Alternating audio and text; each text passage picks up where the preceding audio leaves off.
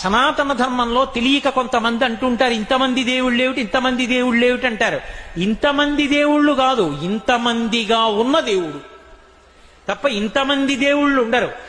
ఆయనే పరమ భాగవతోత్తములైన వారి కోసమని దిగి వస్తాడు. ఒక ఆయన తపస్సు చేస్తాడు, ఈశ్వరా మిమ్మల్ని గుర్రంగా చూడాలనుంది, హైగ్రీవుడిగా వస్తాడు. హే భగవన్ మిమ్మల్ని నందిముఖంతో చూడాలనుంది, నందీశ్వరుడిగా వస్తాడు. హే భగవన్ మిమ్మల్ని మనుష్యుడిగా చూడాలనుంది, రామచంద్ర ప్రభువుగా వస్తాడు.